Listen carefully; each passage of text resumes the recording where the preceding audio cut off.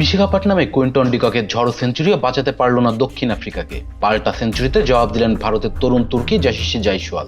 তার ক্যারিয়ারের প্রথম ওয়ানডে শতকে ভর করে সিরিজের তৃতীয় ও শেষ ম্যাচে 9 উইকেটের বিশাল জয় তুলে নিয়েছে ভারত। 61 বল হাতে রেখে পাওয়া এই দাপুটে জয়ে 2-1 ব্যবধানে সিরিজ নিজেদের করে নিল স্বাগতিকরা। শনিবার সিরিজ নির্ধারণের ম্যাচে 271 রানের লক্ষ্য তাড়া করতে নেমে ভারতকে পেছনে তাকাতে হয়নি। ওপেনিং জুটিতেই 155 রান তুলে ম্যাচ নিজেদের নিয়ন্ত্রণে নিয়ে নেয় রোহিত শর্মা ও জয়সওয়াল। রোহিত 73 বলে 75 রান করে সাজঘরে ফেরেন।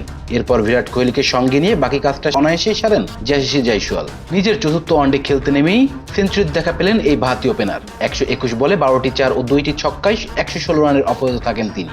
অন্য প্রান্তে কোহলি অপরাজিত ছিলেন 45 বলে 65 রানে।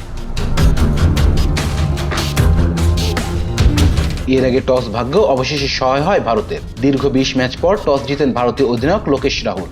আগে ব্যাট করতে নেমে দক্ষিণ আফ্রিকার হয়ে একাই লড়াই করেছেন কুইন্টন ডিকক। তিনি 28 বলে সেঞ্চুরি পূরণ করেন। শেষ পর্যন্ত 89 বলে 106 রান করে আউট হন তিনি। তার ইনিংসটি ছিল 8টি 4 ও 6টি ছক্কায় সাজানো। তবে ডিকক ছাড়া প্রোটিয়াদের আর কেউ বড় ইনিংস খেলতে পারেনি। অধিনায়ক বাবুমা 48 এবং ব্রাভিস 29 রান করেন। শেষ দিকে কেশব মাহারাজ 20 রানের সুবাদে 47 ওভার 5 বলে 270 রানে অল আউট হয় সফরকারীরা।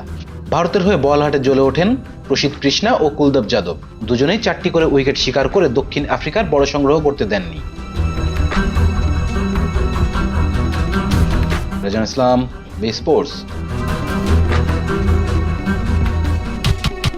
Please subscribe our channel to get more information about Cricket World.